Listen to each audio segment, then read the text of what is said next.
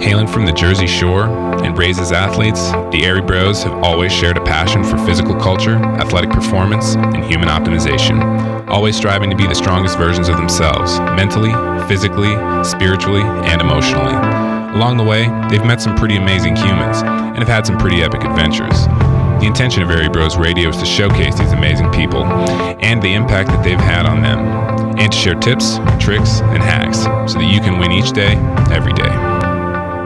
I would use the breath as a way to guide my inner experience. So, for example, some people talk about bad trips, right? Like, what is a bad trip?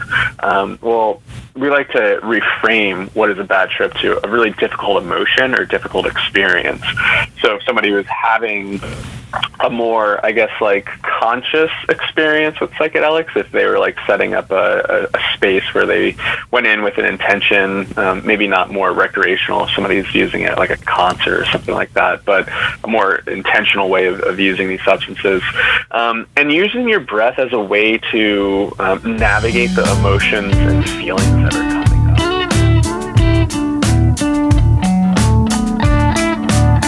Grew up on Mississippi, hippie tripping, LSD, smoking stems of seeds and drinking mushroom tea, drinking mushroom tea. What up, y'all? This is Airey Bros Radio, and this is episode 22 with Kyle Bowler from Psychedelics Today.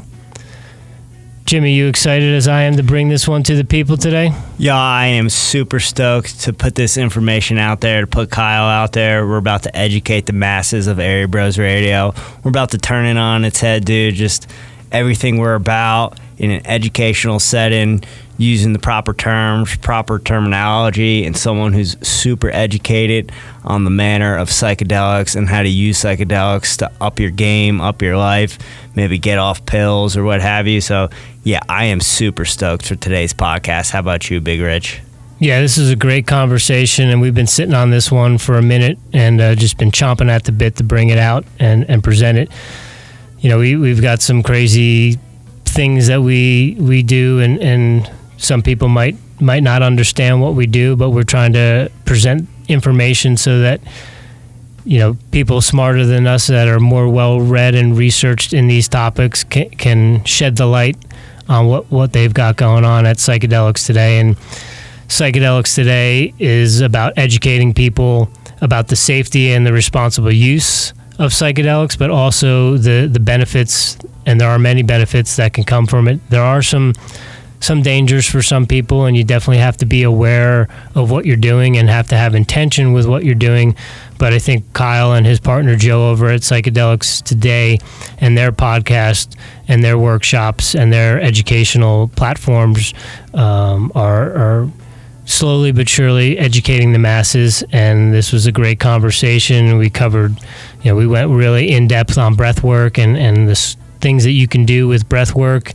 And then we got into some of the benefits that, come from psychedelics, how Kyle got into psychedelics, and, interesting that we kind of have some similar experiences in terms of, Kyle and I both have had, near-death experiences, and, that's always one of the things that I'm constantly trying to wrap my head around is, what does this all mean? What is the purpose? I've had that white light experience, albeit at a much younger age than Kyle, but it was a great conversation, and I think there are a lot of benefits that people can gain from using psychedelics, and I think it's been very taboo for a long time, and having this conversation brings this information to the forefront, and hopefully it'll turn some light bulbs on for some of our followers.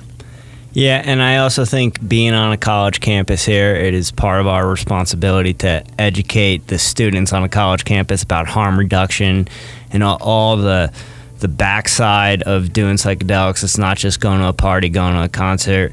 There's actually work going on here, just as much work as if you were going to go to a doctor and talk. You're taking the doctor out of the equation, and you're having those personal talks, those personal experiences. So to have Kyle on, talk about the back end of things, talk about harm reduction, Man, I'm super stoked for this podcast and just who it's going to serve and just opening up people's minds. So let's get it out there, Richie Rich. Yeah, let's get into it. Again, this is Kyle Buller from Psychedelics Today, and you're now listening to Airey Bros Radio. Much love. Namaste from the boys of 1512.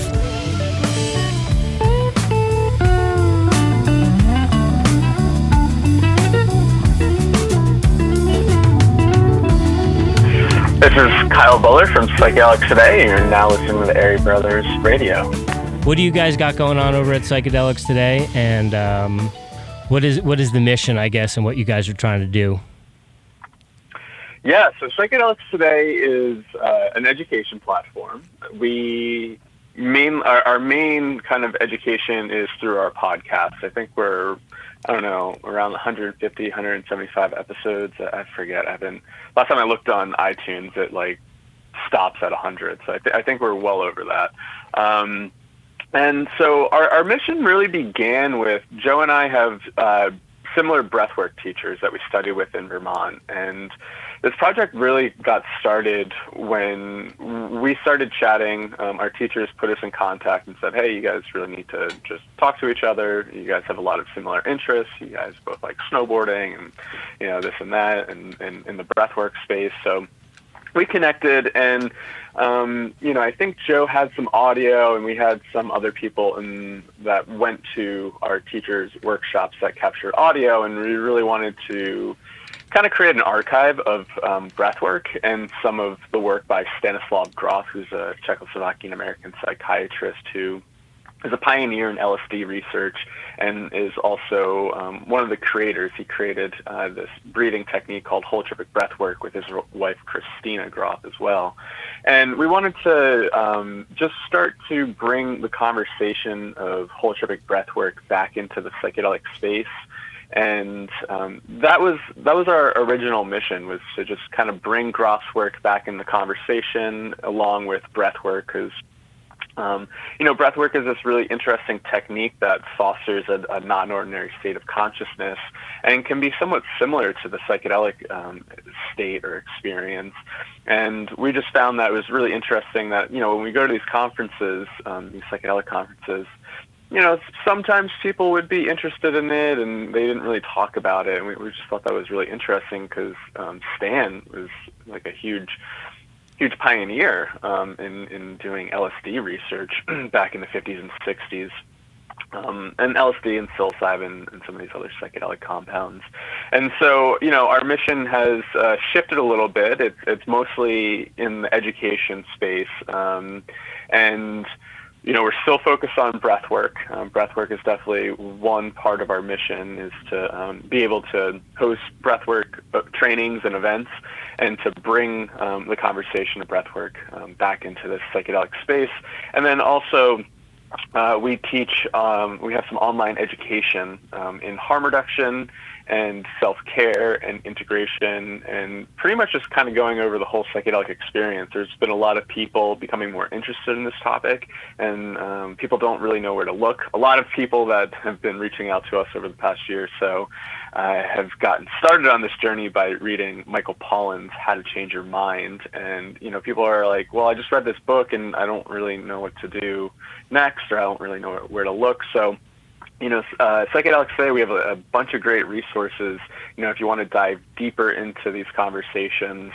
Some of our podcasts are a little bit, I guess you would say, like medium to high level. So you're not going to get a full intro of what, we would be speaking in more technical terms and not really defining some of that stuff. So, if you don't know what DMT is, then maybe some of our conversations might be a little out there. But we host some online education where we go over a lot of the basics and just teach people about safety, responsible use, and really show the potentials of these substances as well as some of the risks and dangers. There's a lot of information out there now, especially in some of the mainstream news outlets where they're highlighting the research which is going on, which is super exciting right now. And a lot of it seems extremely positive. And, a lot of people do have very positive experiences.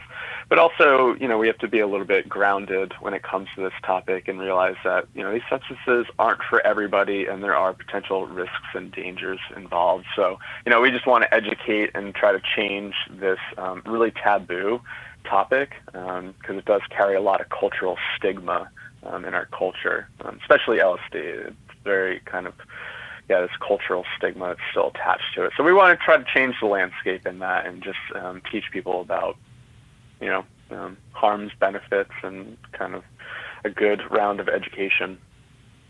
No, it's a beautiful thing. We love what you guys are doing and the education and information that you're providing. With the breath work, I know you mentioned that you've been at it for a while, I think almost a decade now. Is that correct? Yeah, about almost 9 years, and Joe well over a decade. I think I always forget how long he's been doing it. I'm going to guess between 13 and 15 years. And was there anything that led you to the breath work? Had you used psychedelics at all before that, or was this something that the breath work completely led you into the psychedelic experience? Yeah, that's a good question. So I guess a little bit more background about how I even got interested in all this. So when I was 16, I had a pretty traumatic snowboarding accident, and I ended up I'll keep the story short because I could really make it long. But I ruptured my spleen and almost died. The doctor said if I came in 5 or 10 minutes later, I would have been dead on arrival.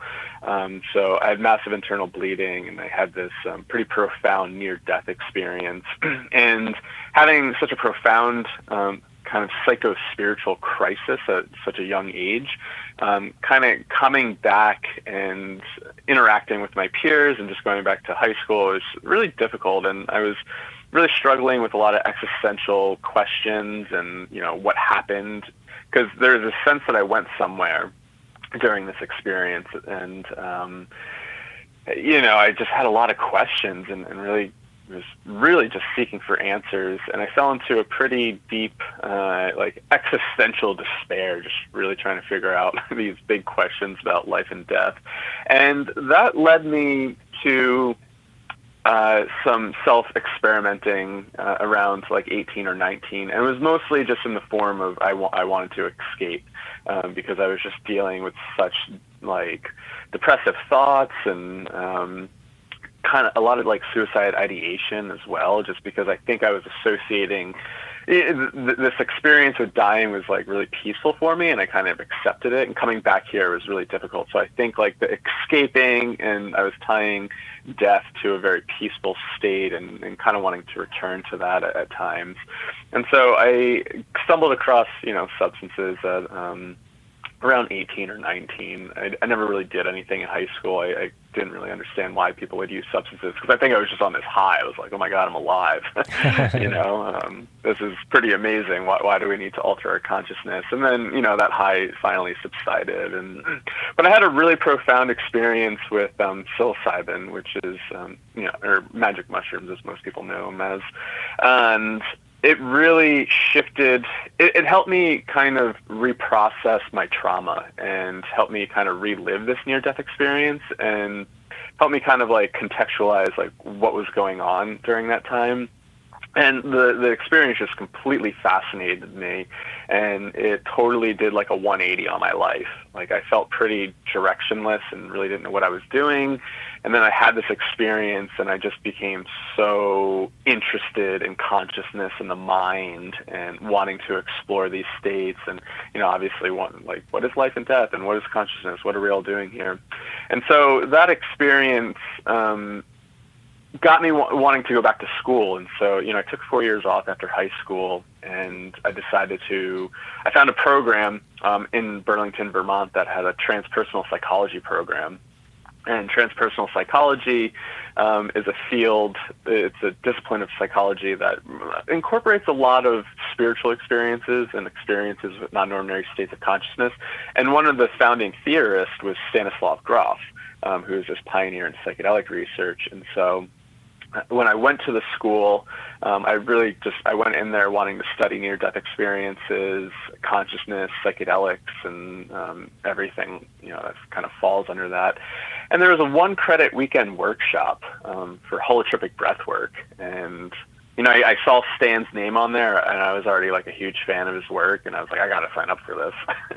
And I was pretty skeptical. There were a few students that have been to the workshop before, and they were telling me how psychedelic it was going to be, and how powerful it was. And I went to the workshop feeling pretty skeptical. I was like, I don't really believe in this. I don't know how your breath could be that powerful.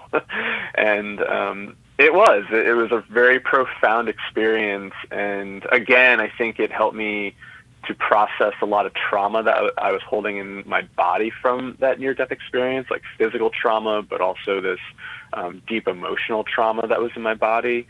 And so, that just having a profound experience with breathwork, I was just like, I need to do this. Like, I really just want to learn more about it. And it was such a simple technique, no substances are involved. It's just you, your breath. You're in a group and you're listening to music with eye shades, and it's a very internal process. And, I was just really just fascinated by the whole thing. So pretty quickly into that experience, you realized that it wasn't hocus pocus, and there was some magical things that could happen just through breath techniques. Yeah. I mean, the thing that really stood out was kind of like the somatic part of it. So like, and somatic just comes from the Greek word soma, which means body. So, it allowed me to process this stuff I was holding on to in a more like cathartic, physical cathartic way.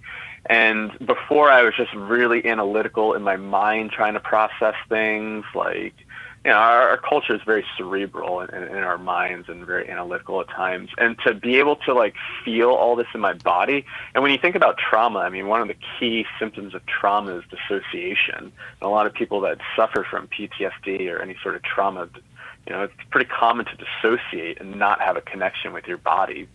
And so this technique kind of allowed me to come back to my body and feel all this stuff in my body. And I said, wow, like I've just been ignoring this for so long. And so I think that was the part that just got me really interested in the technique. And, and the transpersonal phenomenon that came from that of like reliving a birth experience. And I followed up with my mom, and, she said that happened. And I was like, what the hell is going on here? How could my body remember that? Or how could I have an experience and then validate it? Like, that just was really interesting to me. So for anyone listening to this podcast that might be interested in breath work or holotropic breath work, do you have like a simple practice that someone might be able to do just to kind of get their foot in there and kind of see what it's like? Yeah, so this is a question we get asked often, like, can I do holotropic breathwork or, the breathwork that you teach by myself? And, my answer is no. For this technique specifically, it's best to go to a group and do it under a trained facilitator, because it can be very cathartic, and, you can kind of have these big emotional releases, and you want to be under supervision under that. Just in case anything comes up, it could be re-triggering or re-traumatizing for some people.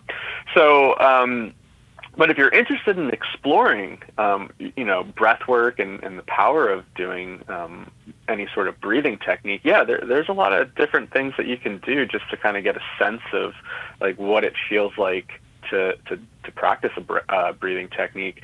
So there's this really popular breathing technique called Wim Hof.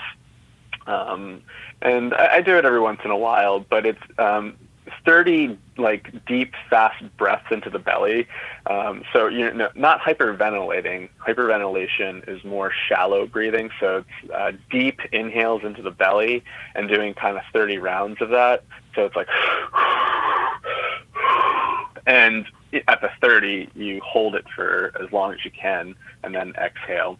And you could feel your body become a little bit more energized, maybe a little bit tingly. And, that could just be an interesting way to just feel what it's like to intensify your breathing and feel what it's like to feel that kind of go through your body and feel some of that, like maybe quote unquote energy become a little bit more activated. A technique that I do, and this might just come from years of doing this breathing technique, but I like to do it in conjunction with meditation. So like just like finding my space, taking a couple deep breaths into my belly, dropping into my body, and then if I feel like any anxiety or tension in my body, I like to take a couple deep breaths into that and be a little bit curious about why I might feel that tension or anxiety in there. And then just do a lot of experimenting of focusing on the deep breathing. So breathing into that space, into the belly, and then do some movement. I like to practice a little bit of like yoga and stretching. So like say if I feel like a little bit of anxiety in my stomach, right? And so I would sit down kind of in a meditation, take a couple deep breaths into that space, explore it, and really kind of sit with that feeling of anxiety and be like, what's going on here? And you can use the breath to intensify that feeling. So if you start breathing faster and deeper, you could kind of activate it. Slower, deeper breathing can just kind of help, relax those feelings. So I really like to use the breath as like an experiment to kind of explore my body in different ways. So, even if like listeners just wanted to experiment, like, what does it feel like to do deep, slow breathing? And then what does it feel like to maybe intensify that breath a little bit? And just kind of be curious, like how your breath changes your physiology, how it changes your emotional states.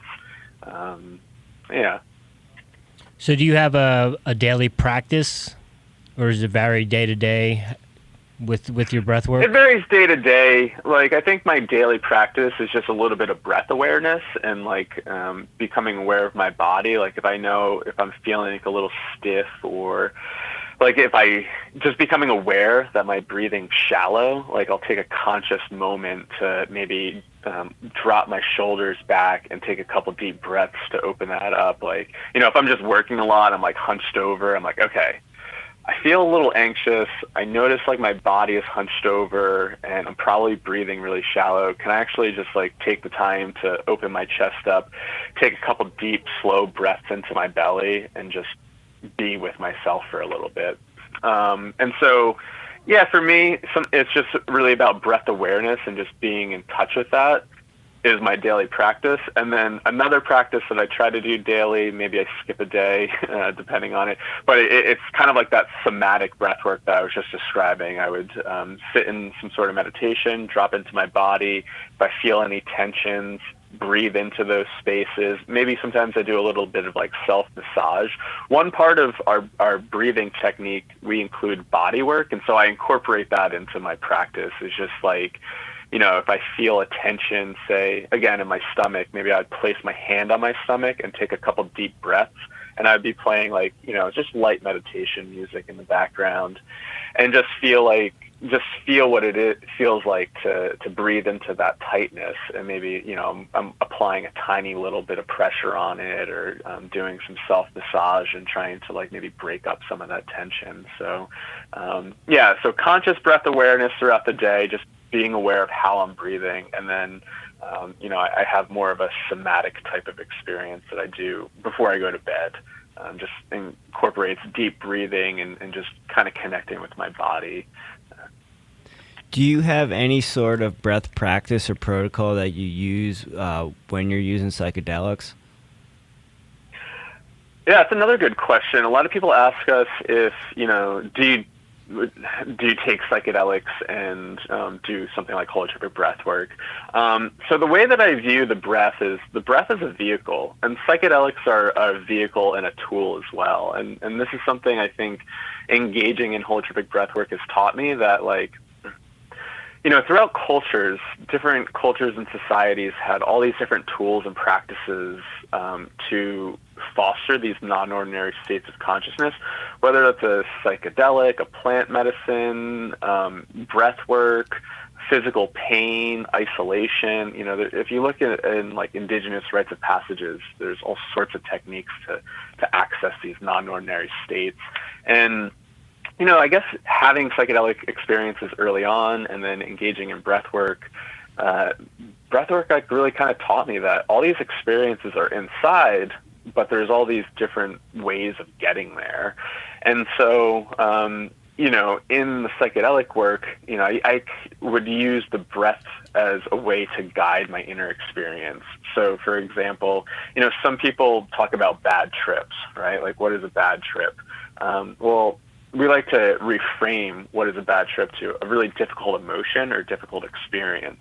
So if somebody was having a more, I guess, like conscious experience with psychedelics, if they were like setting up a space where they went in with an intention, maybe not more recreational if somebody's using it like a concert or something like that, but a more intentional way of using these substances. And using your breath as a way to navigate the emotions and feelings that are coming up. And so, if somebody was having an experience where they're feeling a little bit overwhelming, what is it like to then connect with your breath and breathe through these experiences? Not really ignoring what's coming up, but incorporating the breath in a way to be a little bit more curious about what's coming up and to work through those experiences. And so I see the breath as this vehicle to kind of navigate these spaces a little bit more, because in our holotropic breathwork, there's this kind of saying that we sometimes say at the beginning of a workshop. It's, never give up an opportunity for death and dismemberment. Sounds a little brutal, but in these states, we talk about double bookkeeping, which is, you're on the mat breathing, but, you might also be having a vision of being chased by a jaguar in the jungle. And then what would it be like if you actually let the jaguar eat you, right?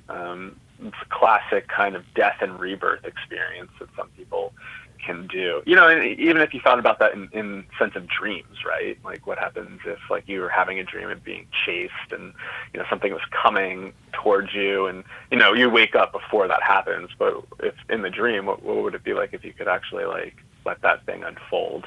And so going through the breathwork technique kind of has taught me to stick with these difficult feelings, emotions, or visions and breathe through it a little bit more to stick with it. And so, yeah, the breath for me is like a vehicle in that space.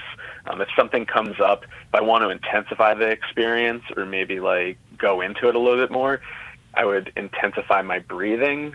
If it's a little too overwhelming, I'm like, I don't want to go there. This is too much. Slow my breathing down, do like deep, slower belly breaths instead of intensifying it. So for me, the breath is just a tool to navigate these psychic spaces. Yeah, that sounds like my second ayahuasca ceremony. Of being chased by the jaguar. Well, no, I'm just like what you're describing about breathing into things is where I learned that you can breathe yourself through anything, because it wasn't dark in any sense of the way, but it was just so I couldn't comprehend it. So that became so overwhelming, and I just kept reminding myself, like, you can breathe through anything. We can get through this. You can breathe through anything. Right. And was that something that was just intuitive for you that came up, or was there something in your mind you're like, I know breath can be really powerful? It was intuitive because as I was trying to wrap my head around what was going on in the hut, I noticed that I wasn't breathing, or I caught myself not breathing. And then I would remind myself, like, breathe. Okay, we can breathe through everything. And then the deeper that I was breathing, the more the colors and the patterns and everything would slow down. And then I would start to really appreciate the moment. And then once I started appreciating the moment, I would forget to breathe again, and things would speed up and get out of control. And I kind of went through this cycle for probably an hour or two while everything else was going on around me. And I was in a hut with 6 shaman, and this all kind of went down, and I hadn't even been paying attention to the fact that 5 of the shaman had come by and sung their Icaros to me. It wasn't until the elder statesman had finished working on me that I kind of came to and realized, like, holy cow, I just had no idea. Like, the last 2 hours just blew by. Right. Yeah, and that's an interesting statement that you're saying. Like, I forgot that I was like breathing, or forgot to breathe deeper, right? I mean, I think that even can translate into simple day-to-day life with anxiety, sure. right? Having an anxiety attack and feeling anxious. It's like, what is it like to become conscious and be like, ooh, like maybe I'm not breathing enough? And what does it feel like to actually maybe become a little bit more conscious of your breathing and breathe into it a little bit more? And so, yeah, I think it is a very intuitive thing, and sometimes we don't always maybe think about it. Maybe it's not always conscious that the breath is a very powerful way to regulate our emotions. One thing I wanted to go back on, you said you had a holotropic breath experience where you kind of saw your birth and were able to kind of see what was going on. How, does holotropic breathwork explain like the reason for that happening through just breathwork? Yeah, it's really interesting. There's not a lot of research on like brain scans and stuff like that. I think Wim Hof has had an fMRI study done on his brain. His breathing technique's a little bit different, so I don't know. I haven't looked at those studies yet. I definitely need to check that out. But in the holotropic breathwork, the one thing that's talked about is just the change in physiology and like blood.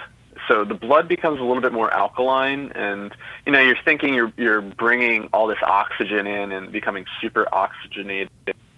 But there's kind of like something else that's happening, and you're actually bringing a little bit more CO2 into the blood.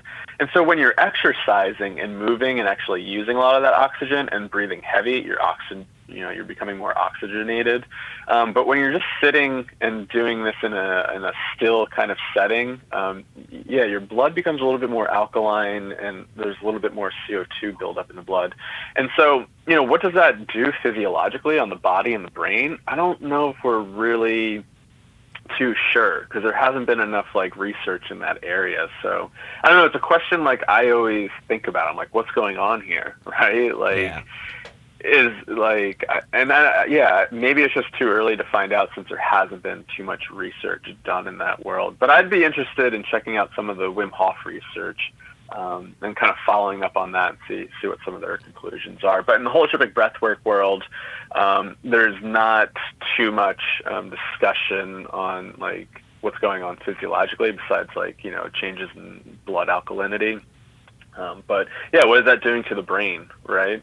I don't really know. How is that shifting consciousness?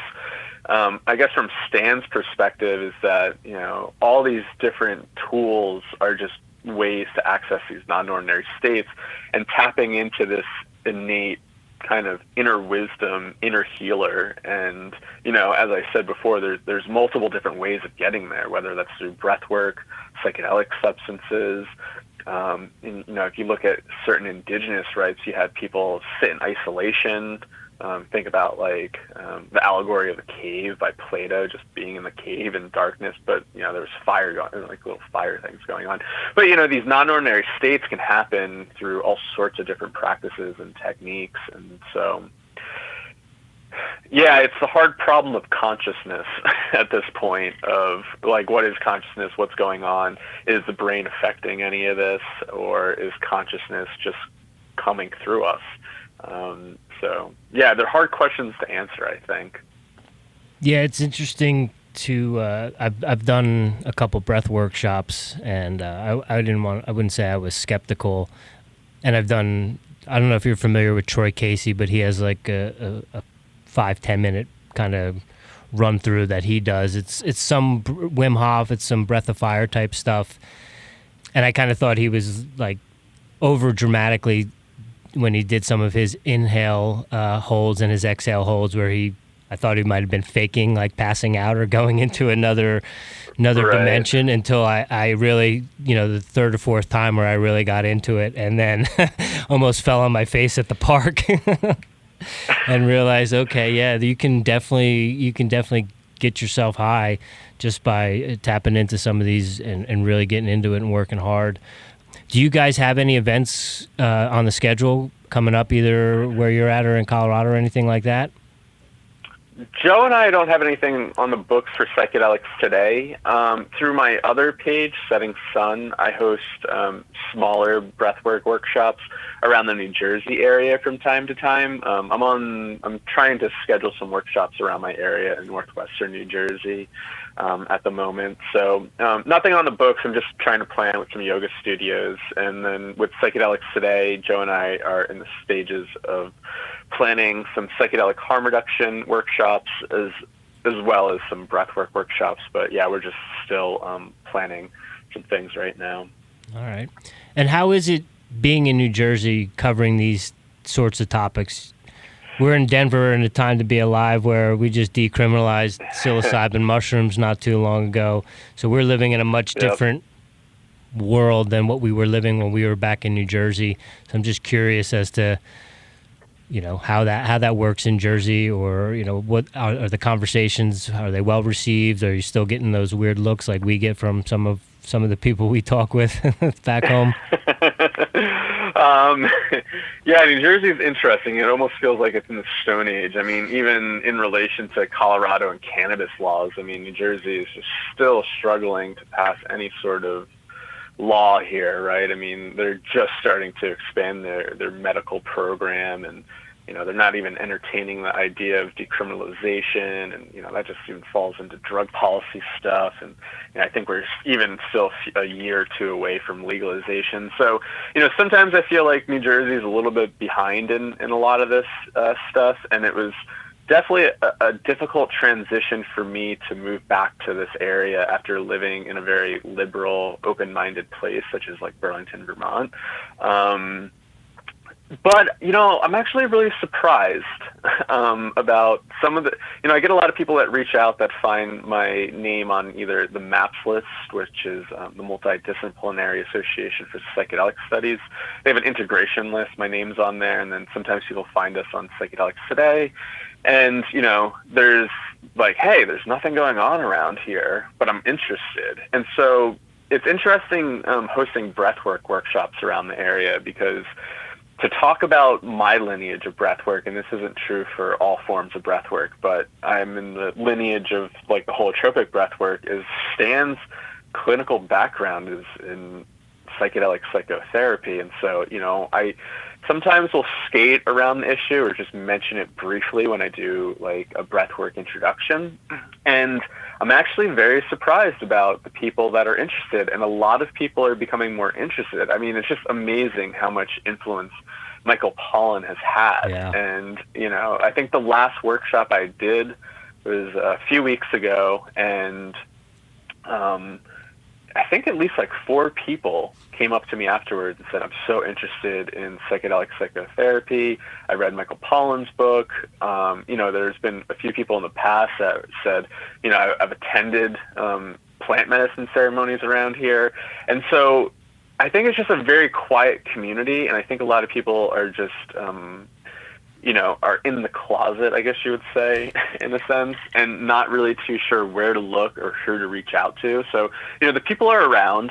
It's just about trying to create that community and find the others, as Tim Leary and Terrence McKenna used to say. Your vibe attracts your tribe. Yeah, and you know, I'm hosting workshops out in like the rural part of New Jersey, where, you know, part of it's very like pretty conservative, and so for, you know, some of these participants say, hey, I'm really interested in psychedelics and this and that. I'm like, whoa, okay, this is kind of cool. You guys are out here, so that gives me a little bit of hope for this area, which is exciting. So, but yeah, it does feel challenging at times, because the open-mindedness, you know, I don't think is on par with, you know, say Denver or California and stuff like that. Breathwork is the gateway drug. Yeah. Maybe So that's our new tagline. Get high on your own supply. That's Wim Hof's tagline, Is actually. it? Yeah. I've been, I don't know if you're familiar with Simon Rex, but he's been hanging out with Wim Hof a lot lately. So he says that on his podcast and stuff. Oh, cool. With the people that you're coming in contact with that are, you know, approaching the subject of psychedelics, is it Are they interested in assisted therapy? Are they more into microdosing? Like, what's the landscape look like with the people that are coming to you with questions and stuff? Where are they looking to? I think it's a mix. Some people are really interested in the therapy kind of. I would say the therapy, self-discovery, shamanic framework of, they want to work through deep things. They want to do this in a guided session. They want, maybe this is their first time, or they haven't done it in a really long time. Maybe they experimented when they were, really in their younger years, like most college kids and, young adults do. And then they stop because life happens and they get families. And so, some of these people are just older and their kids are growing up and they're starting to kind of rediscover this stuff again. And now with all the science that's like validating the therapeutic use, people are becoming really interested in therapeutic use and having these guided sessions. And, Michael Pollan talked about having guided sessions. And so, we get a lot of emails saying like, oh, Pollan had talked about doing this with a guide. How do I find a guide? And so, there's a good mix of people that just want a guided, safe session. And then there's other people, that are interested, that have struggled, say, with like mental health issues for a while. And, maybe the high dose or medium dose psychedelic experience is a little bit frightening. Just that idea of a bad trip or what could happen could be really frightening for them. So, some of these folks are interested in microdosing because they've been reading, these anecdotal stories of microdosing helping with anxiety and depression and or even, some people are talking about creativity and microdosing. So, I think it's a mix. What is your take on, the benefits of microdosing and the benefits of an active dose or a macro dose and what you can get from both those experiences? Yeah, so on our recent podcast, which released 2 weeks ago, I interviewed Dr. Torsten Passy, who wrote a book called The Science of Microdosing Psychedelics. And so, he was he went back in time, in a sense, and reviewed all this research that was done in the 50s and 60s on low-dose psychedelics and trying to understand if microdosing actually has any validity. And then Joe just recorded an episode that's released today on Tuesday. What's today? August 6th. With Dr. David Nichols, who's a chemist and really well-known chemist in this field. I mean, he's probably produced all the psychedelics for all the research here in the States and whatnot. And both of them are a little bit skeptical of like what's being talked about with microdosing. Dr. Nichols doesn't really believe there's any validity to microdosing and creativity and thinks that some of this is placebo. When I was interviewing Dr. Passy, he was talking about there's actually somewhat of a decrease in cognitive functioning, and that sometimes people felt a little bit more anxiety. Maybe they took a little bit too much of a microdose, which was more maybe in a mini dose range. And so there's not a lot of like research happening in this area. There's starting to become some more studies to try to validate what's going on here. But I think it might be a little too early to kind of say that it's actually beneficial or not beneficial from a scientific research standpoint. But if you read people's anecdotal stories and subjective experiences, there's a lot of people talking about how it's helped them with their anxiety. Some people talked about like how it's helped them with their medication. If they've been on SSRIs, maybe they started microdosing and helped them kind of down their dose or kind of get off medications. So microdosing, I think, is just still in this early stage of, a lot of these subjective experiences, and then the science just isn't really there yet to validate. But I did, when I did talk to Dr. Passy, he did say that like a microdose or mini dose actually improves motor functioning, which I was just on a panel the other night for this event in New York, and they were the topic was psychedelics and physical fitness. And so we were chatting about, can psychedelics induce flow states? And it seemed like from Dr. Passey's point of view that they could potentially be useful for flow states, and kind of getting out of your own way and kind of getting out of your mind, maybe dropping into your body a little bit more. And, you know, some of the people that we interviewed, and I know you mentioned Ben Eddy, you know, he talked about using psychedelics when sparring for jiu-jitsu and stuff like that, so like low doses of mushrooms.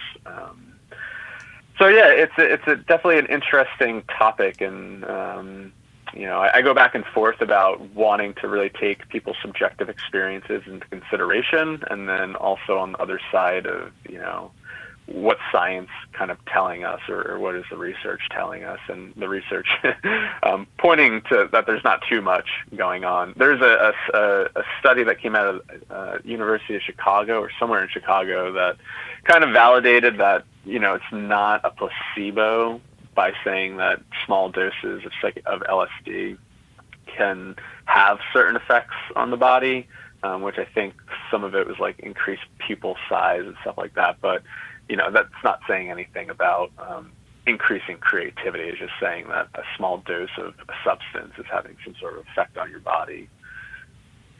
That was kind of a good segue in terms of using psychedelics for fitness, because I've been microdosing for over a year and a half now, and I've run anywhere from a marathon to 100-mile, the Leadville 100, using psychedelics, using LSD, anywhere from, say, 10 to 20 micrograms up to, in race settings, up to about 80 micrograms, and then probably up to maybe 100 and 120, and just in training situations, just to kind of see where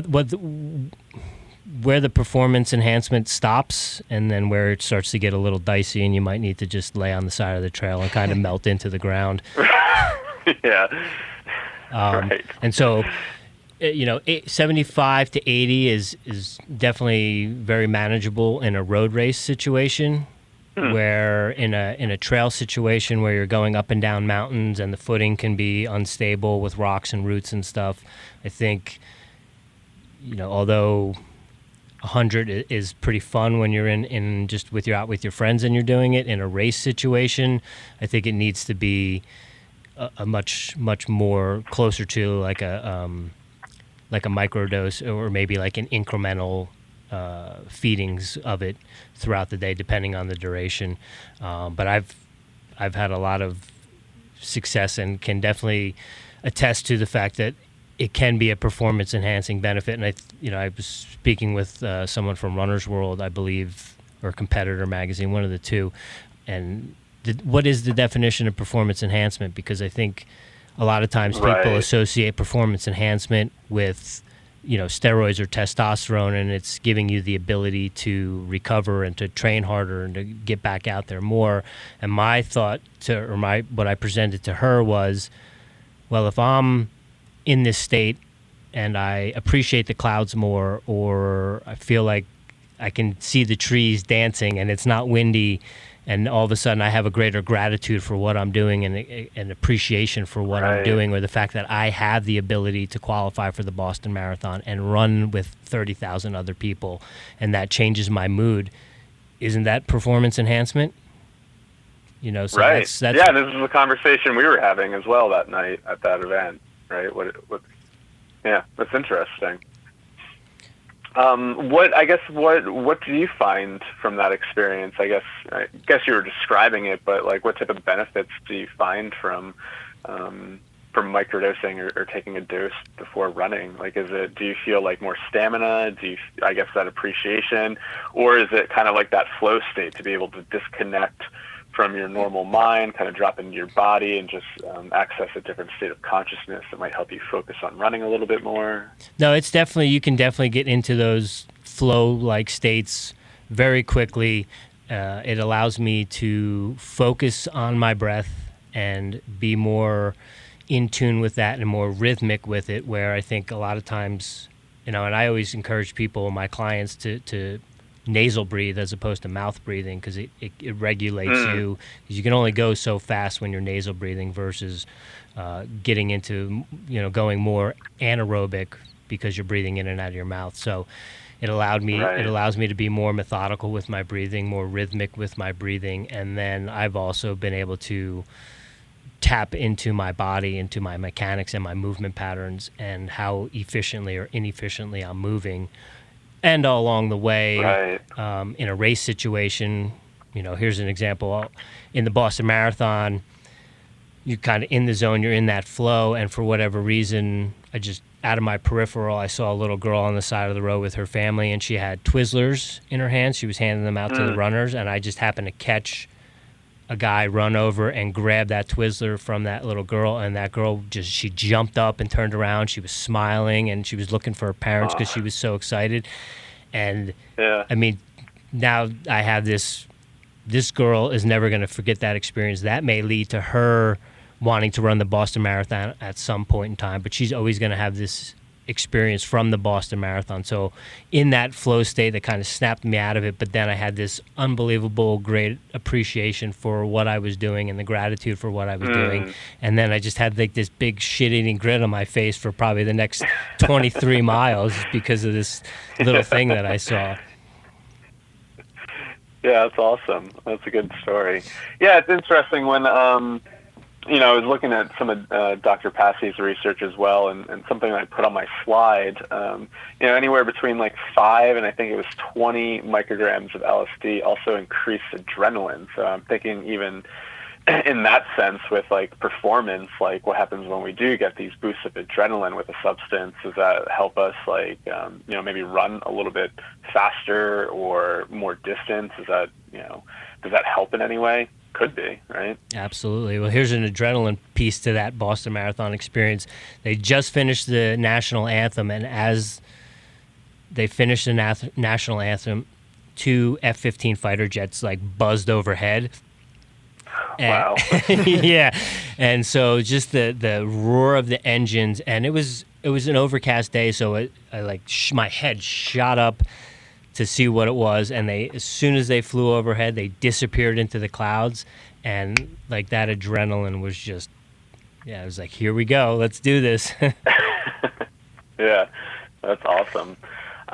It's a really interesting topic, and I think one of the difficult parts with science is like not always taking subjective experiences into the matter, because some people are reporting a lot of benefits with a lot of these different protocols and whatnot, and then is that really valid?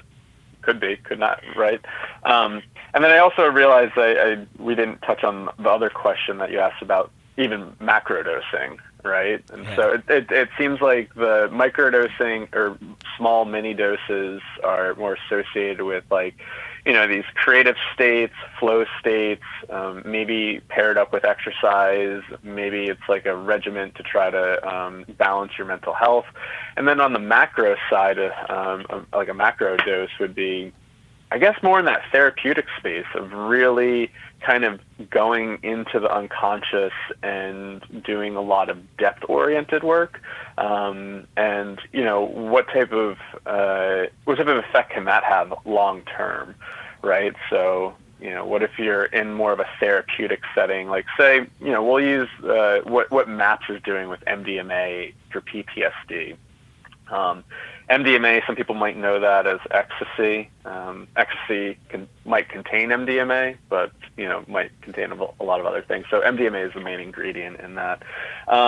And what's interesting about that compound, some people say it's not a psychedelic, it's more of an empathogen, produces more empathy and feelings of love, and it's a little bit different on the like neuroscience side of things.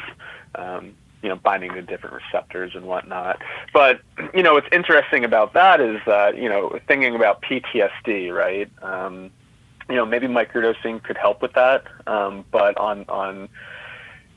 with this, it's like with traditional talk therapy, people that have trauma necessarily can't talk about or process their trauma without getting re-triggered. And so the limbic system, specifically the amygdala, is like the fire alarm. And so when people start talking about it, it's like fear.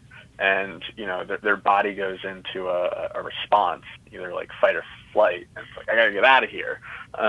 Or I need to like shut down or freeze.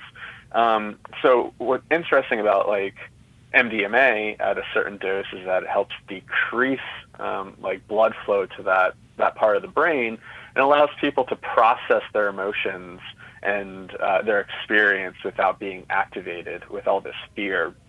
And so what happens when we can actually go deeper into the unconscious and process, say, traumatic memories or things that might have happened to us, and what type of healing can actually occur in these states.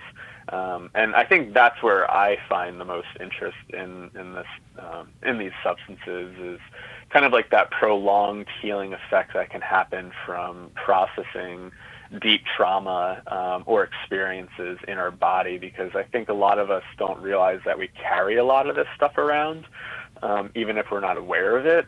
And, you know, a lot of interesting research is coming out about like epigenetics and how, say, what happened to, you know, your parents and grandparents is still influencing your behavior. But what happens if we were able to reach a state of consciousness where we're able to kind of process these experiences that our body is holding on to? What kind of psychosomatic healing can we do, and what happens when a lot of this stuff becomes resolved? And I think that's the difference between like doing microdosing, where, you know, it could be kind of like this performance enhancement thing, or kind of like an enhancement for mental health. But then on the macro level, it's like digging a lot deeper and going deep into the unconscious or the psyche, and actually trying to process a lot of this stuff that we've pushed away. So. You had mentioned MDMA studies, and you know, we spoke on mushrooms and LSD. Do you think certain psychedelics have certain properties to help with certain mental or emotional issues, or it's kind of based on the person? Yeah, you know, again, I think we're at the early stages of really trying to figure that out. Joe, the other co-founder of Psychedelics Today, he always brings up this analogy of, or metaphor of, you know, you don't clean a house with just a Swiffer, right? Like, you need different tools to hit different areas. And, you know, I think that's true, right? So MDMA, I mean, seems to work really well for PTSD, just because that deactivation of the amygdala, so you can do processing. But, you know, some people do have kind of mystical-like experiences with MDMA, but it's not, say, a traditional psychedelic in the sense of LSD or magic mushrooms, where, you know, some of these experiences can be very profound, mystical, metaphysical in a sense. And, like, what does that do? So, like, if you look at some of the research with psilocybin at Johns Hopkins, NYU, UCLA, they've been focusing on the spiritual experience or the mystical experience having an effect on near-death anxiety for people with terminal illness. And so, you know, if you could produce a mystical or spiritual-like experience, how does that also change your relationship to death? Would MDMA work for that? You know, probably. Might be a little taxing on the body for somebody that might be like terminally ill, whereas like psilocybin and LSD, a little less taxing on the body. So yeah, I think we're kind of at the early stages of really trying to figure out where these substances fit in and how they're best used. But, you know, I think it's up to debate, right? Because some of these experiences are somewhat similar, and yeah, I don't know. It's an interesting question that, you know, we think about pretty often. Like, what substance could be used for what, and like what type of setting is best to work with each specific substance and whatnot. So yeah, it's interesting. So to kind of add on to that, you know, different medicines having different purposes and what you could possibly use those for.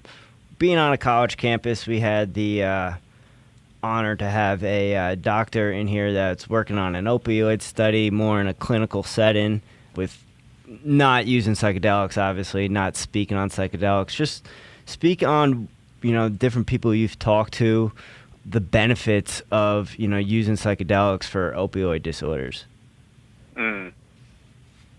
Yeah, the one medicine that's like, I guess, most tied to opiate disorders with psychedelics is a medicine called ibogaine.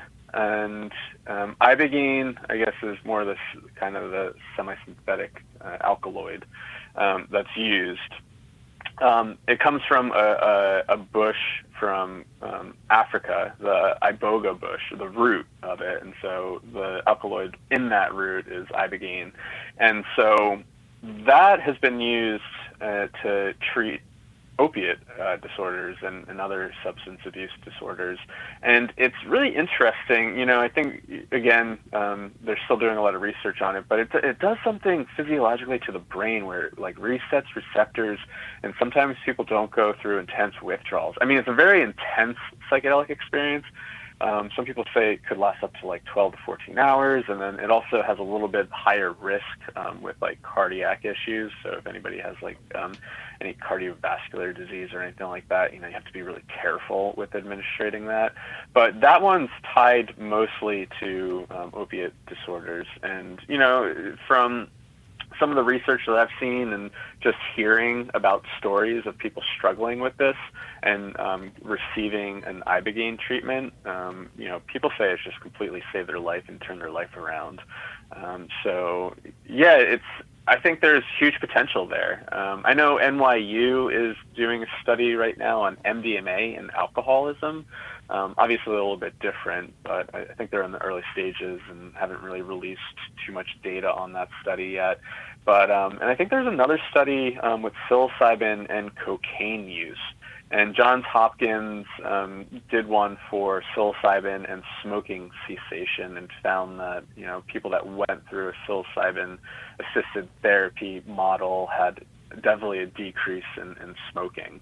And so it almost kind of like reframes like what addiction is in a sense. And I don't know if you follow any of the addiction stuff, but there's a lot of different theories out there, and Gabor Mate has some really interesting theories, and there's another guy, I always forget his name, but he has this really popular quote. I think his last name's Hari, but he says, the opposite of addiction is connection. And so it's like this lack of connection. And then on Gabor Mate's side, he talks a lot about trauma and like adverse childhood events, really kind of playing a huge role into substance abuse and other addictive disorders. So it's almost like these substances can help us dig into maybe at the root cause of what's going on there. So if trauma is at the root cause of some addictions, what would it be like to actually have an intervention that allows the person to dig into the trauma or the part of the psyche and to examine it in a different way, and maybe let it go, maybe come to acceptance of it, or maybe get really shooken up by it and be like, whoa, what have I been doing this whole time? So yeah, I think there could be some huge potential there for psychedelics and different addictions. Turns out daddy issues isn't exclusive to strippers and porn stars. Is that true? No, I mean, I think everyone, always when they see something like one of those types of individuals, they always talk about daddy issues or mommy issues. I have a friend who is very well read, and he told me, I don't think anyone really escapes childhood without some sort of trauma. Yeah, I mean, we're all kind of traumatized in a sense, right? And it's like I guess the big thing is like, how have we developed resilience?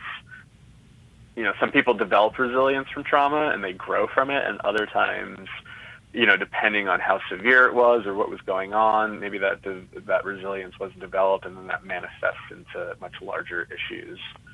Right. Yeah, I've done 2 ceremonies with iboga, 2 flood doses, and iboga definitely showed me all those walls that I built up and all those protectors I've put up, due to trauma or stuff like that. So I can definitely relate. And I definitely think, I haven't done ibogaine, I've done an iboga, but just based on what I got from iboga, I think with people with addiction issues, it could definitely break through the barrier and kind of turn on the light. Yeah, and the people that I've talked to that struggled with addiction and like opiate use, that have been through that treatment, I mean, completely just said it's changed their life. I mean, they would have been dead if they didn't seek that out. So yeah, was your experience pretty intense? It was super intense. Like, wait a second. This kid had never done any psychedelics whatsoever and went right to iboga. Go ahead. Yeah, I've heard a few people with that. That's a pretty intense jump. Well, so just to give you a little background, I'm a wrestler and full ego, and if Aubrey Marcus says this is the most intense psychedelic you could do, that's the one I wanted to do. Definitely not ready. I think a little, microdose of LSD would have been better to start off with. But it was 2 pretty much 48-hour trips. You don't sleep, you don't eat, and on the back end of that, I would say it was like 2.5 to 3 years. Even now, still processing the stuff I got. And what I would say, I can imagine. Yeah, and what I would say to anyone, if you've got some shit that you're not dealing with, iboga is just gonna put it into the front of your mind till you deal with it, and not gonna let you ignore anything you might ignore on a regular basis. So if there's some stuff that you might think you're suppressing, iboga will definitely let you know, and it won't go away till you deal with it. That's kind of my experience with iboga. I'd recommend it for someone who's just suffering and kind of wants to change, and get that little bit of a push. But that said, I would say do your research and know what you're getting yourself into, because you're about to go on a trip for sure. Yeah, exactly. I mean, and if it's like last resort stuff, if somebody's really struggling, it's like, this kind of comes back to this whole idea of like cognitive liberty and just treatment. It's like, sometimes people, like, we should have access to these options, right? Because it's like thinking about, I was just talking to somebody that is doing work with vets, and it's like, what's the option here? How many vets are committing suicide, and we have potential medicine that could be really useful, and it's like, here, what's the option? The research isn't saying that it's useful yet. I mean, it is useful, but we don't have enough data. And then the other option for most of these people is like suicide, or if you're thinking about like opiate disorders, like overdosing and dying. And it's just like, it's the accessibility and the option thing, I think, is just so huge. And the science is needed, and we need that, but I think we also sometimes need to think about the alternatives that people are facing, which is sometimes death, suicide, overdosing, and all that. And, even though these experiences can be really, really challenging or really intense, like, is there a potential for a person to change their life, or is that other alternative is them just like, ending up 6 feet under, and that's where like some of this advocacy and education really comes into. It's like, we need some of these options. People don't have time, which is, it's really disappointing at times when you really think about it. And it's tough to argue with the relapse or the lack thereof relapses from people that go into iboga or ibogaine Yeah. versus meetings, or what do they give people that are instead of taking methadone? Oh, methadone, like Suboxone treatment. Yeah, I mean, it's just you're just trading one thing for the other. Whereas if you go into one of these ceremonies or work with one of these people, the success rate is astronomical in terms of how high the percentage is of people not relapsing. Right. Yeah, and it's like, yeah, these are things that we have to take into consideration. And then on the flip side too, like, you know, you're talking about relapse and stuff like that, so it made me think about the topic of integration and environment. And that, you know, some people that are struggling, they might find deep healing in this work, and then they go back to an environment that just doesn't foster change. And yeah, you know, there is the potential for people to relapse, whether that's like, you know, emotional kind of relapse, like they relapse into their depression or suicide ideation or whatever that is, after engaging in some of this work, or you know, relapsing with substances or addictive processes. The integration part for this work is huge, and that's one thing that we focus on at Psychedelics Today, like educating about, you know, there's a huge potential here for mental health treatment, but it also entails a lot of work and post work. And so, you know, I've definitely talked to people that have had really intense ibogaine sessions or iboga sessions, and then went back to like an environment where it just was like really toxic, or they went back to like their old lifestyle, and, you know, they just kind of fell right back into it again. And so, you know, the integration phase and, yeah, working with your environment and trying to make those changes, bring those lessons back and actually move them forward. I think that's a huge part of this work as well. And I think a lot of people may not think of reintegration that deeply. I think Right. a lot of people only think of it like, oh, a day or two or a week after a couple ceremonies, be it iboga, ibogaine, ayahuasca, even some heavy doses of psilocybin. They think of reintegration as, oh, I need to stay here at the retreat for an extra 2 or 3 days, and then they go right back to normal society, where they're not really thinking of like the people that they're going to and how that's going to affect them, or even if they're not open-minded to it, and how that's going to affect their reintegration. So I think reintegration in itself is something that there needs to be more education on that, or more in-depth discussion on that, and it's just not a couple days after, a week after. It's weeks, months, possibly even years of work. Yeah, I mean, I think about my near-death experience, and, you know, even some of these breathwork or psychedelic experiences I had early on. It's like, man, years later, I'm still trying to make sense of it. You know, I'm like, you know, I got all these like great messages or whatever happened, and I'm like, how am I actually like working with some of this stuff? And, you know, I think actually, you know, creating Psychedelics Today with Joe and having these conversations has been a huge part of my integration process. Just to be able to have these conversations, move it forward, and kind of also give back to the community in a sense of like, here are some of my experiences, and here's what other people are saying. And so, yeah, how are you bringing your experience and then coming back to your community and maybe being of service somehow? So talking on integration and, you know, how you kind of learn from these experiences, what does that have to do, or how does that entail with the Psychedelics Today 5-week online course?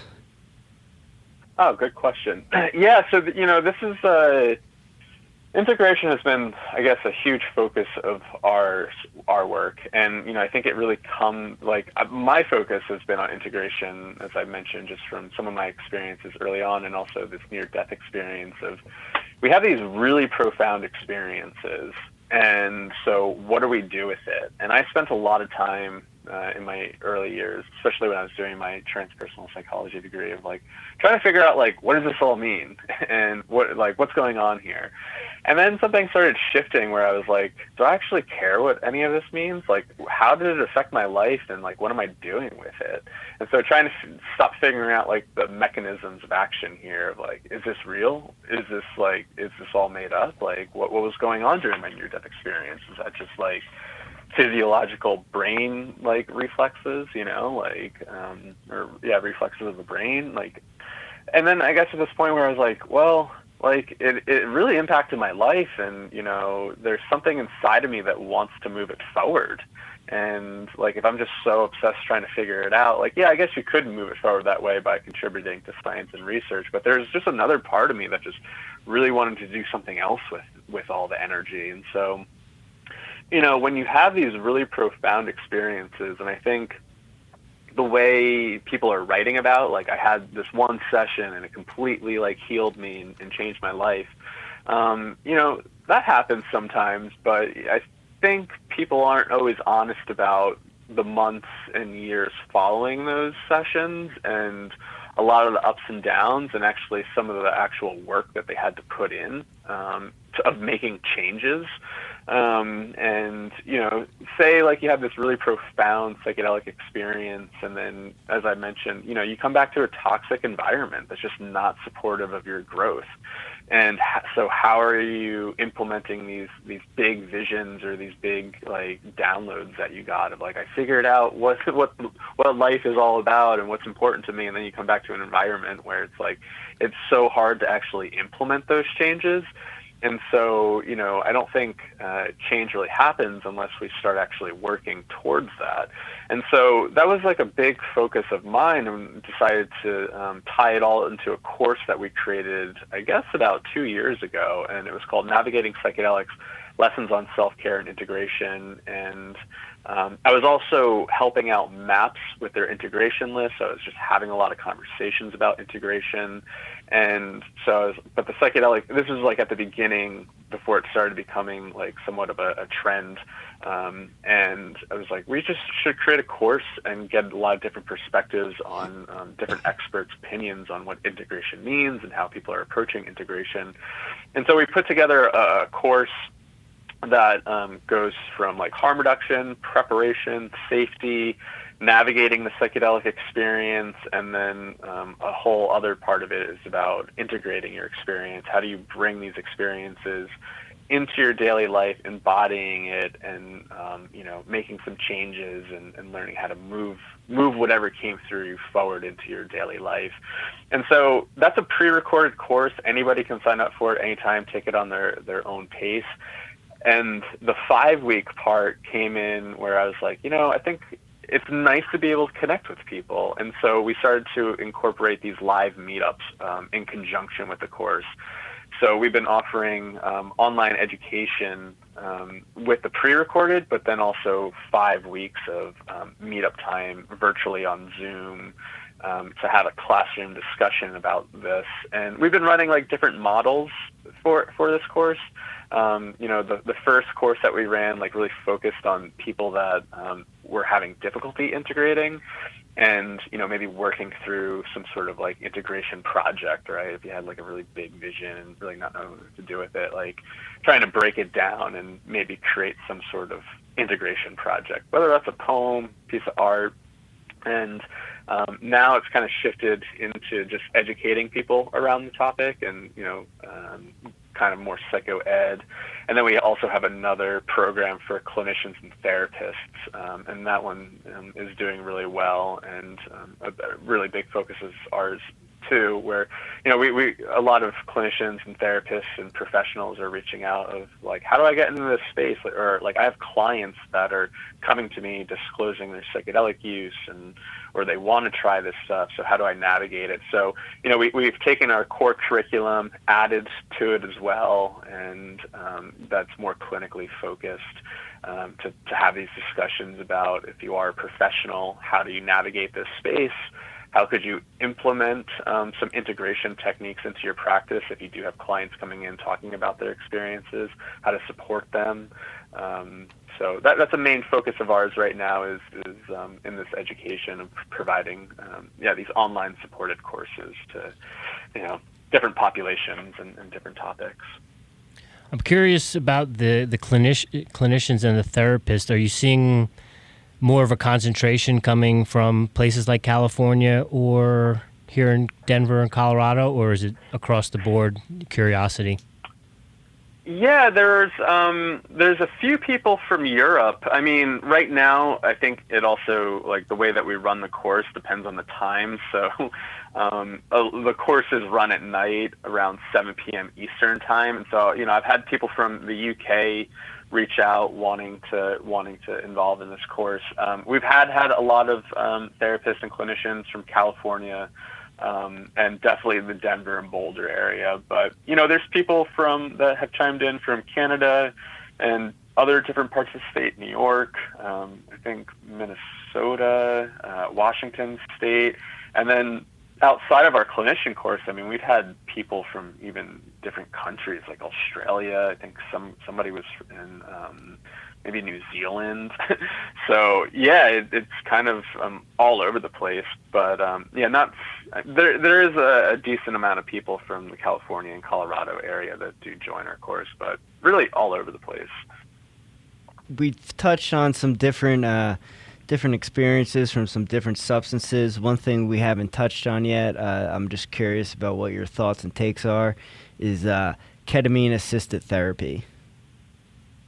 Yeah, this is a hot topic, and it's kind of a hot topic because Johnson & Johnson, I guess they're in the process, or maybe they've already released what's called S-ketamine, and that was a really huge deal.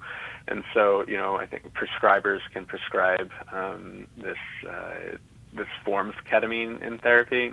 So there's different models for ketamine therapy. There's some places that do just IV infusions. You go there and they just kind of hook you up to an IV machine and give you ketamine, and it's kind of like this biochemical approach that the ketamine is altering your brain and kind of fixing the depression or whatever's going on for you.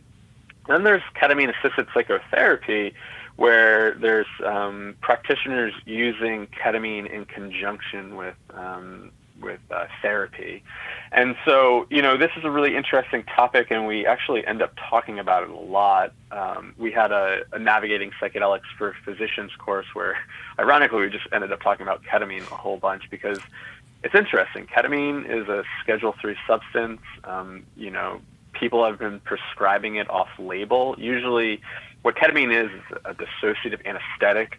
They still use it in the ER at times, and it's really well known in veterinary medicine. And it has a pretty high safety profile where, like other anesthetics, lower heart rate. Ketamine doesn't. So it was actually used, I believe, in like Vietnam War on the field because it didn't lower heart rate. You could have an anesthetic that was pretty safe. But at these different doses, people can have transpersonal-like experiences.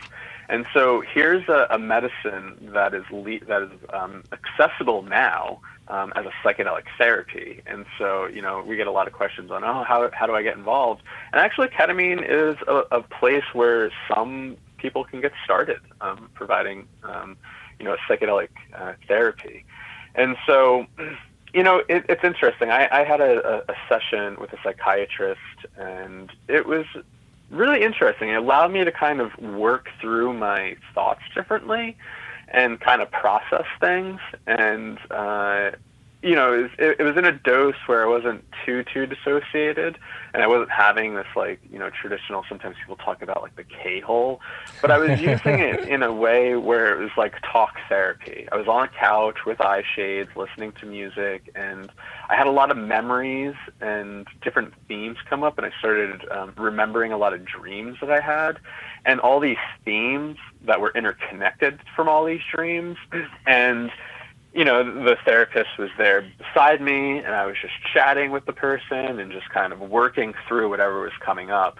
And so it's a way to, I guess, access this non-ordinary state in therapy and to work through it a little bit differently. So, some people are using this model that's really similar to the MDMA therapy model, eye shades, music, in adjunct to therapy. And so, I think there's a lot of benefit there of working with non-ordinary states. And, I might just be a little biased because I have this background in transpersonal psychology, and my master's in counseling was focused on somatic psychology. So I'm more interested in working with non-ordinary states in the body and not always trying to be super analytical and talking about things. I think sometimes you can only get so far with talking. And what is it like to actually work with this inner healing intelligence that can get access through a non-ordinary state, whether that's breathwork, ketamine, or any other sorts of substance, or even just focusing on the body, really kind of tapping into this intuition and this inner wisdom that your body has. So Yeah, ketamine therapy I think is up and coming and really interesting. I know there's a lot of things happening out in the Denver area with ketamine. I mean, just Colorado area in general, not just specifically Denver. And yeah, it's interesting. It definitely seems like an up and coming entry point to provide psychedelic therapy for therapists. It's an interesting one. I haven't had any therapeutic sessions, but it's definitely got some different, can put you in some different states.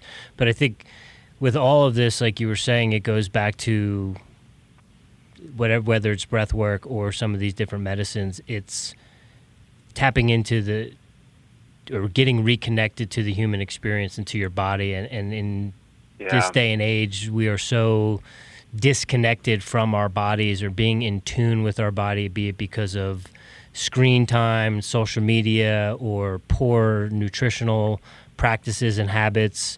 There's so much of a disconnect that I think whatever it may be, whatever substance or breath work that's allowing you to tap back into the human experience and appreciate nature or your body itself.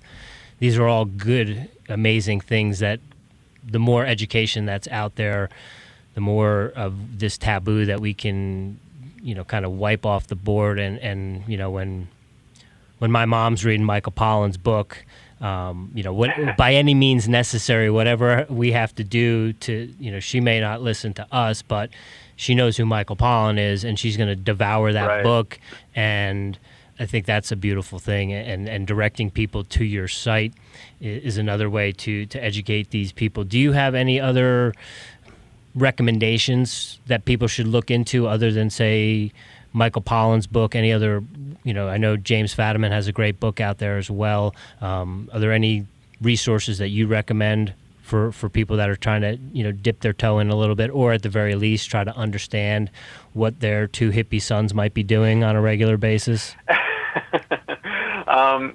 Michael Pollan seems like a good entry point. It's pretty like entry level basic for some folks. Our website has a bunch of information, podcasts. We're always interviewing people. Our online course is also a really great way to just get a really extensive overview of this topic and learning the harms, risks, dangers, benefits. If you're really interested in the science aspect and wanting to see what science is doing, maps.org, kind of like Google Maps, but it's just maps.org. That's one of the main research organizations that's doing research in psychedelics, specifically MDMA. If you want to see some of the science and just see how people are doing this, definitely check out MAPS and some of these other organizations, because I know that can be really helpful for people.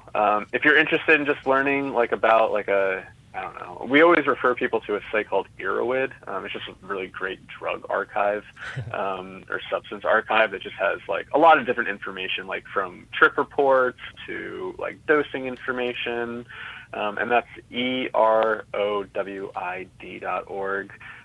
There's a lot of great resources out there on the internet. Some are a little you gotta be a little discerning and take things as a grain of salt, but definitely check out Psychedelics Today, MAPS, and Earwid, and a few others.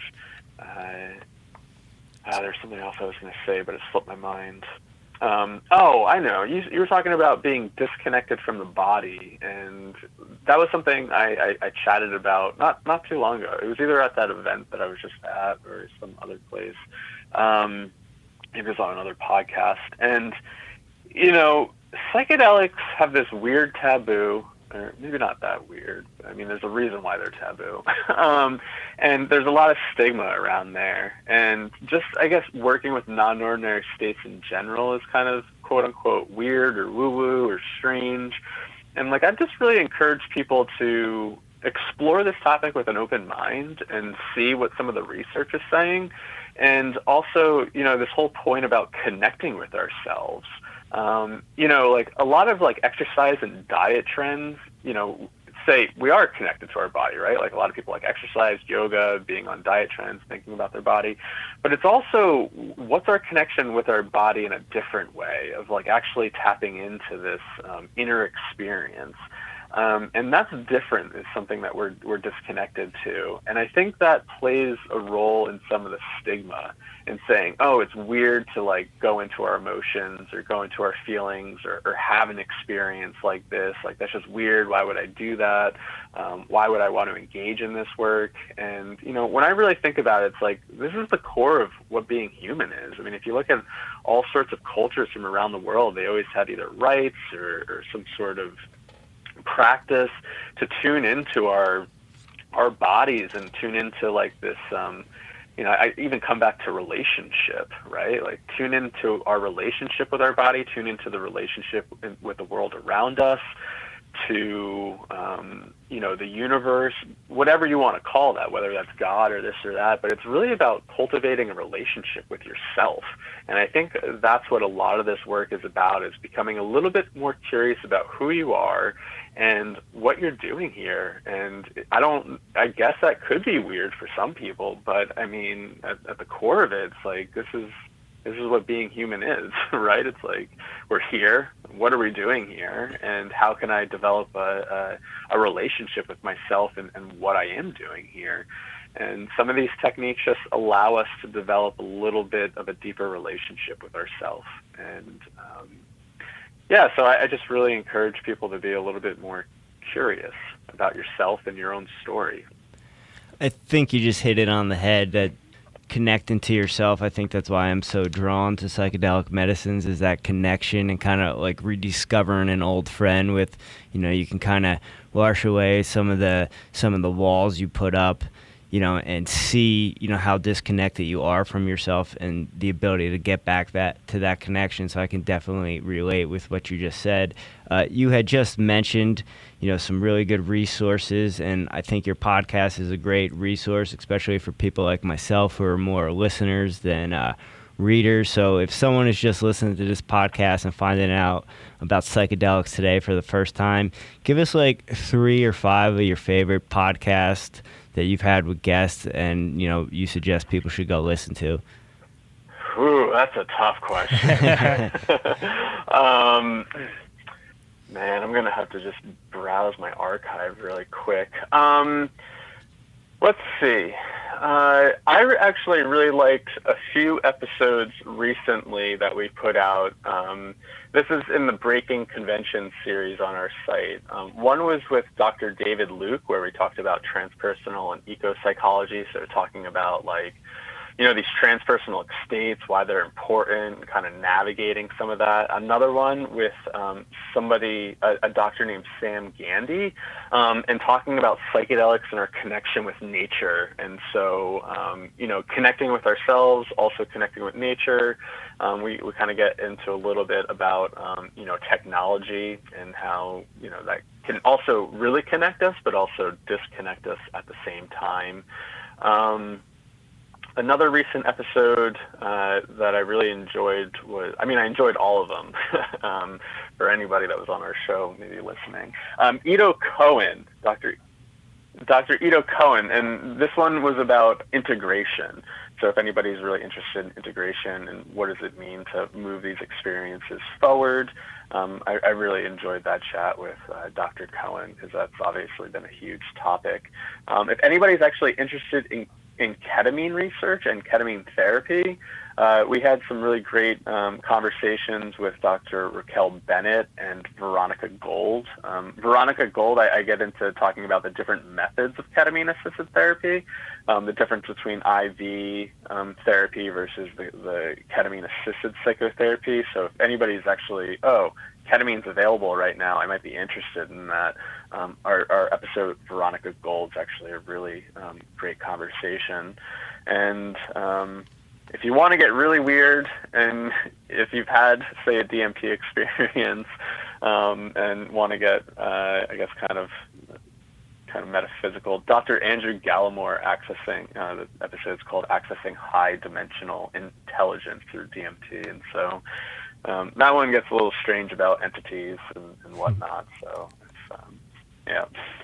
I don't know. There's a lot more I could name off. I think the awesome thing about doing this is just getting to bat with really interesting people.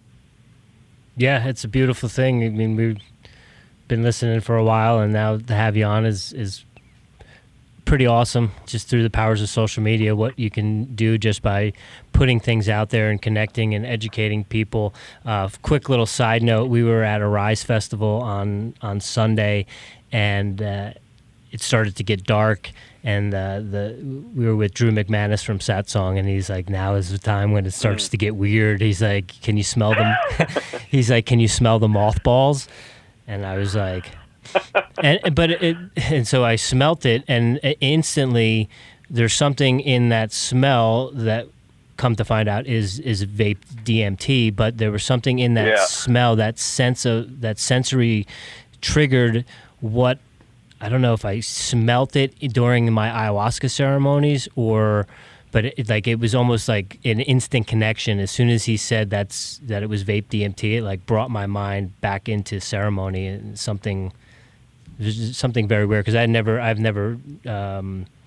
DMT other than through ayahuasca, so there was no association with it or connection to it or experience to it. But like as soon as he said that and I smelt it, it was like boom. Boom! I was back in Peru. Yeah, it's an interesting smell. A lot of it at Schwangel when I was out there at Red Rocks in May. I could not believe just the smell of mothballs. I think overpowered the cannabis smell. It's crazy, like, right? Oh my god!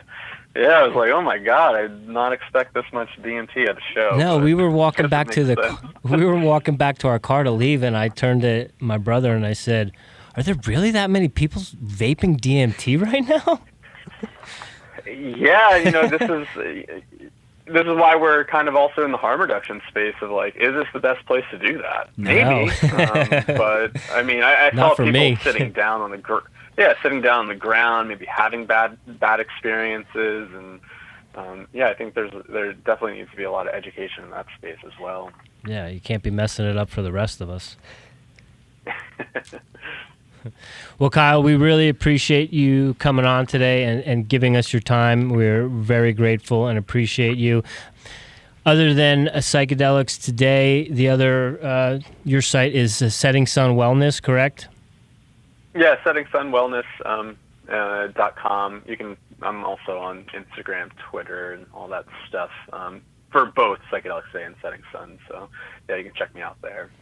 Cool. We will put all that stuff in the show notes for you as well. And like I said, we really appreciate you coming on. If there's anything else you want to put out there real quick, go for it.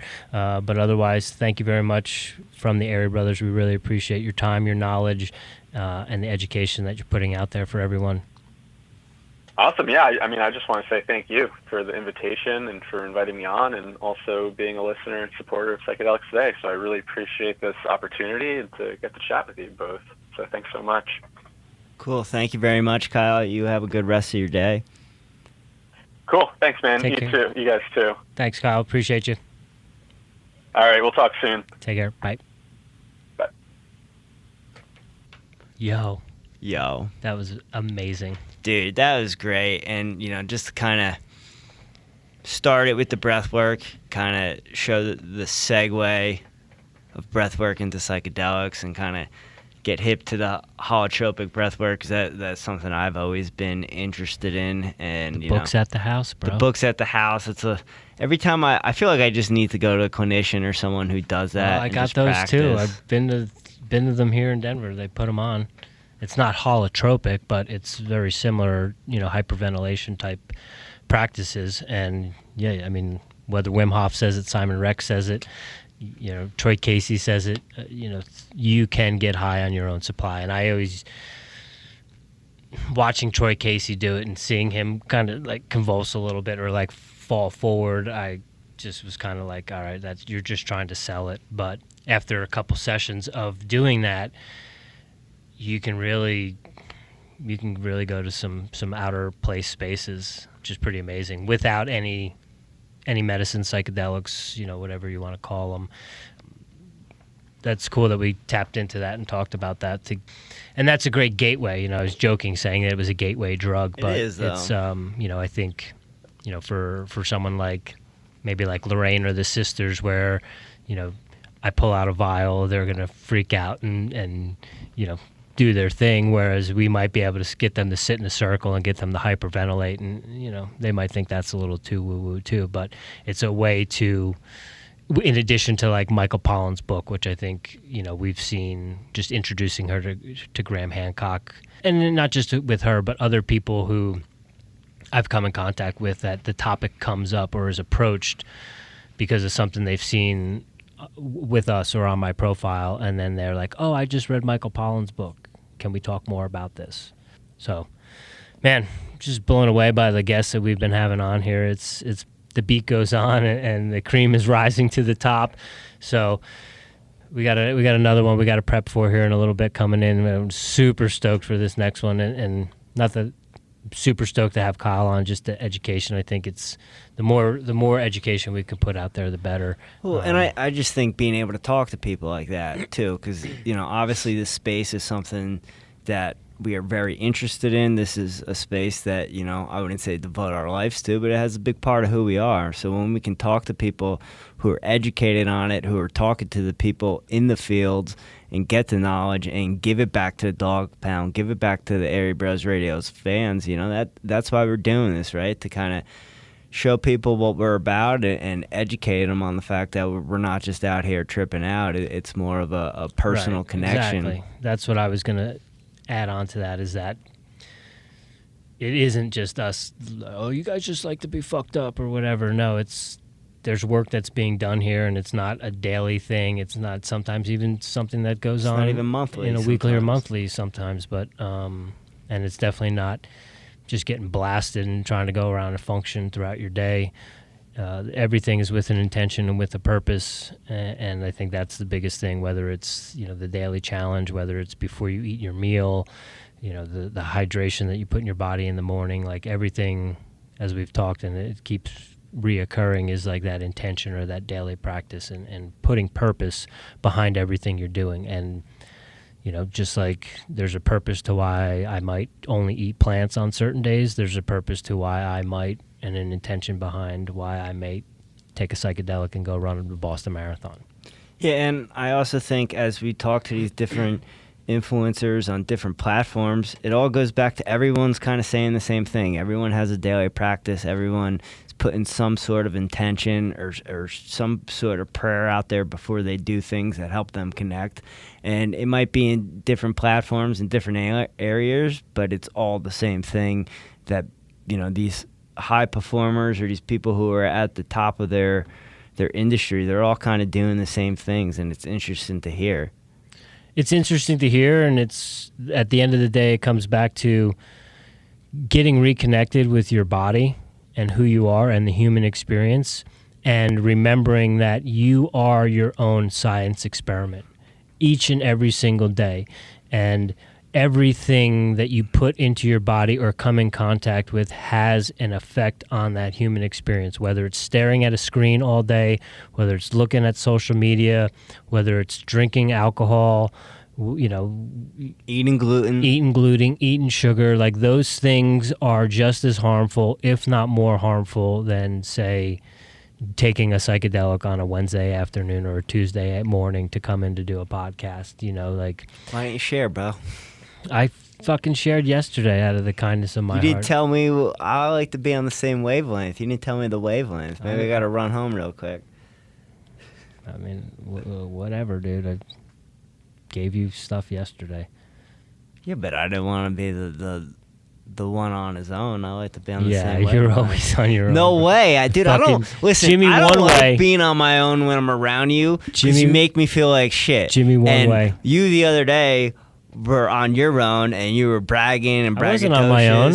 You were with me in the room with me. You were the only one. And if the tables were turned, the reception wouldn't have been as well received as I received you. So because sometimes you need to hold space for a prince. You don't hold space, bro. Try to do things with an intention and purpose. So and do I. Sometimes you just like to be fucked up. I'm getting better. Yeah, I'm just saying, though. Yeah, I know. And, you know, speaking to someone like Kyle and, you know, listening to all the information he has and One thing about psychedelics, and I know you say I like being fucked up, but I feel like psychedelics, opposed to other things that I am deathly afraid of, is they kind of regulate themselves. I'm not saying that you can't go too deep and It's lose like your too much shit. fish oil. Yeah, dude, you're gonna shit your pants, right? Like, You do too much, you're gonna shit your pants. You take too much of a mushroom, not only are you gonna shit your pants and throw up, you're gonna be like thinking about shit you don't want to be thinking about when you're shitting your pants and throwing up. So that's the regulator for me, and the regulator in your daily life of not wanting to be in those certain, even if it's a microdose, right? Like certain places are just not meant for any kind of psychedelics, even if it is a microdose. Set and setting is everything. Absolutely. Why you're getting blasted on DMT at a festival or at Red Rocks is beyond me. And we got to step over you as we're trying to get to our car. Dude, that was gnarly walking back to the car. I just took control and just followed me, and then I started walking out. I kicked a couple people. I was like, oh no, I got to start looking at the ground. Well, as I was saying, we needed headlight. I mean, we were so ill prepared, and I think we'll talk about this so we can add on to Drew's podcast. But yeah, I mean, we were definitely ill prepared to be at a festival, and I think there's a whole Festival 101 episode that needs to go down. I would like to go to some more, maybe not in that kind of space. I'm more into like the EDM type of festival, but I would imagine that's even crazier, because it's like they said, people coming to Arise to appreciate the music, where sometimes people are going to EDM festivals just to do drugs and get fucked up. Yeah. Or get weird. But that's a topic for another discussion, for another time, on another podcast. Super stoked to have Kyle on today. It's just amazing what the powers of social media can do for you, and the people that it's connected us with. So we're going to keep the ball rolling. We got the hits keep on coming, so stay tuned for more episodes and more greatness from the boys of 1512. Until next time, I'm the 100-Mile Dick, a.k.a. Quick Rich, a.k.a. Richie the Kid, a.k.a. Richie Buttstuff, signing off. I'm Prince James. I identify as a dog, a dude, and a bro. You're listening to Airey Bros Radio. Have a good day. Peace, love, namaste.